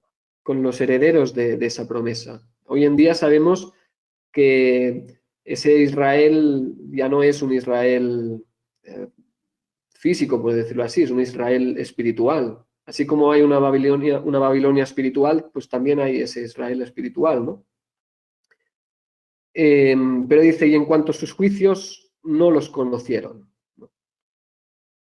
Y es verdad que cuán pocos disciernen los tiempos y, por desgracia, los juicios, ¿no? Lo hemos visto en toda la historia del pueblo de Dios. Sí, Pep. Y eso está ocurriendo en gran manera hoy, porque la verdad que, y lamentablemente, y esto realmente duele en el alma, ¿cuánta gente ha creído y cree en el 2031, pero no acepta el tema del juicio de los vivos? No, eso todavía está por delante. Cantidad. Pero muchísimos. Sí, a ver, desde aquí también, pues a lo mejor hacer una advertencia, ¿no? A todos los hermanos que nos siguen, algunos que quizás llevan poco tiempo con el mensaje. Y la verdad es que uno, sobre todo, bueno, a mí personalmente cuando empecé, pues uno siempre es un poco iluso o inocente, en cierta manera. Hay gente que más, hay gente que menos. Pero con el tiempo vas aprendiendo, ¿no? Y vas discerniendo también. Y la verdad, no todos los que predican el 2031 están en el nuevo pacto, por decirlo así, ¿no? Hay muchos que predican del 2031, incluso del otoño y todo lo que tú quieras, pero no están con el mensaje de Dios plenamente. Y es una lástima, pero es así. Y la gente que está así es la más peligrosa, porque muchos ven algo del 2031 y ya piensan que lo aceptan todo, ¿no? Y hemos visto y vemos cada día como hay mucha gente que acepta los 6.000 años, que aceptan que se cumplen en el 2031, pero que están negando el tercer Elías, ¿no? O lo que decía Javi, el juicio de los vivos. Entonces, vemos cómo debemos de ir con cuidado, sobre todo pues, para toda esta gente, ¿no? que es más nueva, podemos decir, y vigilar, ¿no? Porque realmente los que hacen más daño, ¿no? y los que pueden desviar más son esos que se hacen pasar por corderos, pero son lobos rapaces realmente. Yo, por mí, no tengo nada más que añadir. A lo mejor el tema de la circuncisión, tenía apuntado alguna cosa aquí, pero quizás por tiempo ya no nos extenderemos más. Sí que hay textos, es interesante el tema de la circuncisión, no sé si alguien tiene algo que comentar o ya vamos terminando, porque también vemos que realmente la circuncisión era una señal, pero que en sí la circuncisión no era parte del pacto antiguo tampoco, ¿no? Y vemos en estos versículos que hemos leído al final del capítulo 18 como el 19, el versículo 19, que dice: porque yo sé que mandará a sus hijos y a su casa después de sí que guarden el camino de Jehová, haciendo justicia y juicio, para que haga venir Jehová sobre Abraham lo que ha hablado acerca de él. Vemos en este versículo esa relación que hablábamos antes sobre las obras y la fe y las obras, ¿no? Como hay un pacto, pero este pacto tiene unas condiciones y si no hay una obediencia de corazón a Dios, ese pacto no se puede rectificar, ¿no? Por eso, ese símbolo de la circuncisión no es en sí un símbolo de un pacto antiguo, ¿no? Tampoco. Igual que tampoco en los sacrificios eran símbolo de un pacto antiguo.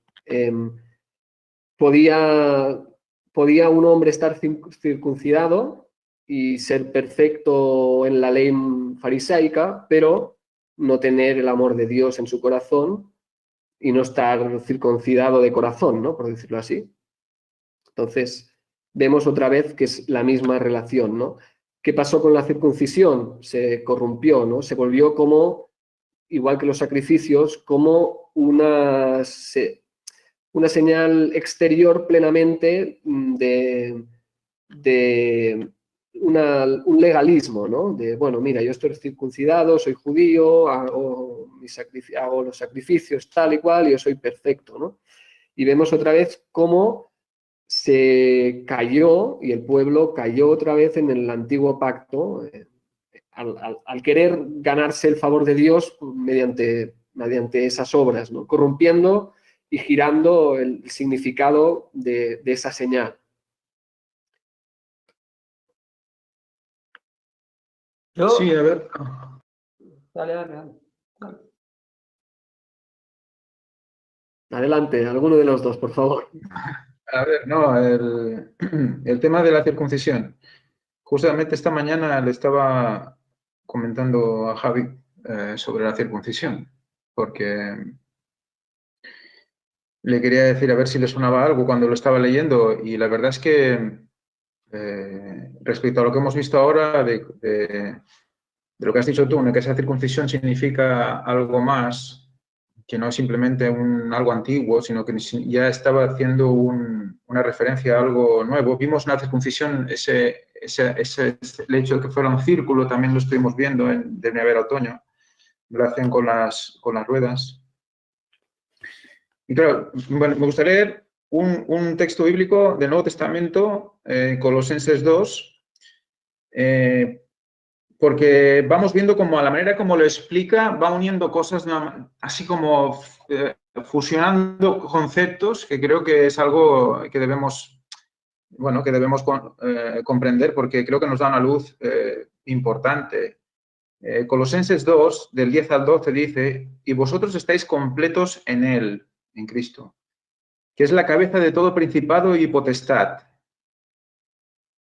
En Él también fuisteis circuncidados, con circuncisión no hecha a mano, al echar de vosotros el cuerpo pecaminoso carnal en la circuncisión de Cristo.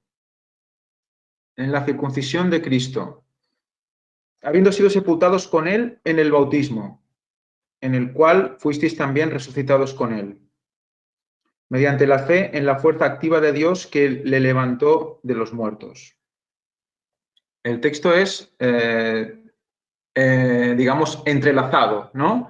Vas viendo cómo te va metiendo los conceptos, los va entrelazando y no te das cuenta, y estás empezando por la circuncisión, acabas en la circuncisión de Cristo. ¿Qué es exactamente la circuncisión de Cristo? Y luego entra en el bautismo.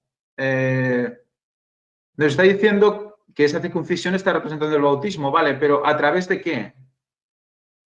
¿Qué es la circuncisión de Cristo? ¿Qué opináis? ¿Qué es la circuncisión de Cristo? ¿A través de qué o a través de qué, de lo que Él hizo, podemos nosotros asumir el bautismo como morir y volver a nacer? A ver, la circuncisión era quitar un trozo de carne, ¿no? Un corte. Y a mí me viene a la mente la llaga. Sí, claro. Lo que pasa, pero claro, el concepto de circuncisión de Cristo no es más amplio. Claro, ¿por qué nosotros cuando nos bautizamos morimos a los pecados y resucitamos cuando nos levantamos en Él? ¿Por qué acción? ¿Por qué? Por el bautismo, sí. Sí, pero ese bautismo que estamos reconociendo. Es la muerte, Ángel. La muerte de Cristo, ¿no? Es su, Sí.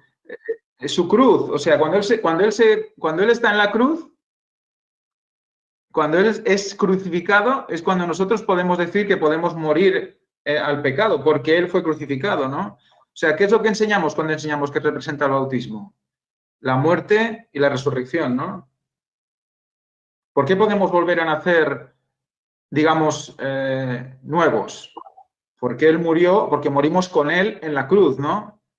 O sea, fijaros cómo la circuncisión de Cristo es la cruz. O sea, es la cruz. O sea, está mezclando la circuncisión física, pasando por la cruz y luego llega al bautismo. Pero es que es así. Si él no muere en la cruz, no podemos. El bautismo no significa nada. No es cambiar un rito por otro, es porque él murió en la cruz. Entonces, claro, la circuncisión de Cristo. Cuando tú te imaginas la cruz, si tú mezclas la cruz y la circuncisión, ¿qué queda? Físicamente, así. Eso, yo es que cuando se lo pasé a Javi solo me venía esta imagen, ¿eh? Sí, sí. ¿Vale? La circuncisión de Cristo. La circuncisión de Cristo. Es que, claro, es el arco iris, es su pacto. Vimos que era el arco iris es circular. Vimos que era el brillo que surgía de su llaga. Todo esto está en los temas presentados.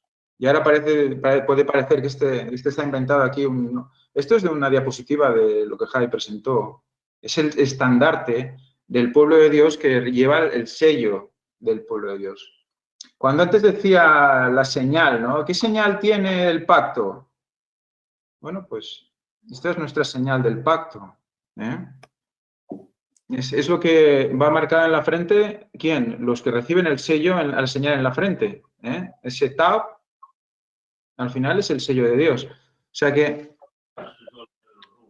Perdona, Ángel, que Víctor me comentaba aquí que justamente, bueno, más o menos esa imagen está en la galaxia que presentamos en una de las conferencias. Sí, en una de las nebulosas, ¿no? La nebulosa de la cruz. Nebulosa de la cruz.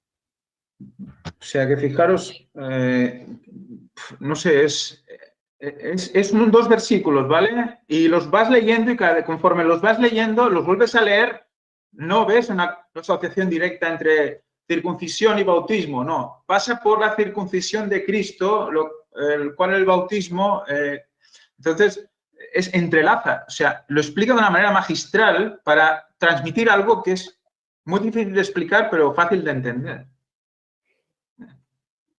Y es impresionante, ¿no? El concepto. Aquí en la... Sí, di, Javi, adelante, no pasa nada. Quería un poco más sobre el tema, porque hablábamos, bueno, de la cruz, tú habías nombrado la llaga. Claro, la llaga es como, hablamos de la muerte, ¿no? Laura dijo la muerte, bueno, la muerte en la cruz y todo el proceso de la cruz. Claro, la llaga es como la confirmación y la evidencia de la muerte, ¿no? Se hizo para eso. Pero es interesante porque hablamos de un círculo en la carne o quitar un pedazo de carne. Cristo fue atravesado 4 veces, 3 y 1. 3 clavos que hicieron 3 agujeros, bueno, tomando los pies como uno, y luego uno más. Siempre en la Biblia es interesante porque en la Biblia siempre que está el 4, y esto lo pueden ver en el libro de Ballinger cuando habla de los números, prácticamente siempre el 4 se conforma por 3 y 1. Un 3 más 1. Cristo fue atravesado 4 veces. 3 veces con clavos, con algo erecto, recto, y otra vez, y una más, ya con algo diferente, pero también metálico, también, y nos puede hacer acordar a la circuncisión, el instrumento, sí. Y fue atravesado 3 y una vez, y obviamente tenía una corona en espiral, pero vemos esos símbolos del círculo, inclusive... Bueno, la circuncisión se hizo en un lugar que por algo se hizo en ese lugar, ¿no? Tiene mucho, en todo sentido, de simbolismo. Pero es interesante también, ¿no? Cuántas veces fue atravesado Cristo. 3 y 1. Y la última, bueno, la consumación de todo, por así decirlo. la que ratificó el pacto. Muy bien. Aquí en la lección, en el viernes, nos dice: el arco iris permanecerá como una señal de la promesa de Dios hasta el fin del mundo, pero la señal de la circuncisión no. Y claro, yo pensaba, en parte es verdad, pero hay algo más, ¿no? Porque, y bueno, ahora entiendo un poco con lo que ha mostrado Ángel, ¿no? Que ese arco iris y esa circuncisión son la misma señal realmente, ¿no? Yo me gustaría comentar una cosa más. Nosotros sabemos que la circuncisión era una señal externa, pero era un símbolo de algo que, es decir, el judío que no tenía circuncidado el corazón ya no se salvaba. Nosotros ahora se nos habla, sí, lo importante, y siempre lo fue, pero ahora solo la señal interna, circuncisión del corazón. Pero, ¿tenemos una señal externa? Claro, el sello que mostró Ángel, ¿vale? ¿Nosotros lo podemos ver? No. Pero la circuncisión era una señal de pertenencia a un pueblo, a un grupo. ¿Tenemos una señal de pertenencia? ¿Tenemos algo que nos identifique? ¿Por qué estamos en este lugar? ¿Tenemos algo, a alguien, algo, alguna señal de identificación? Bueno, eso lo dejo ahí. Yo me lo preguntaba eso también. Bueno, pues nos quedamos con esta pregunta al aire y vamos a terminar. Y voy a pedir, por favor, Laura, si puedes hacernos una oración. Sí. Bueno, oremos. Querido buen Dios, estamos muy agradecidos, estoy también muy agradecida por este día santo que nos das para poder reposar, Señor, en tu amor y en todo lo que has establecido para tu pueblo. Gracias, Padre, por esta linda escuela sabática que ahora nos ha impartido nuestro hermano Pep.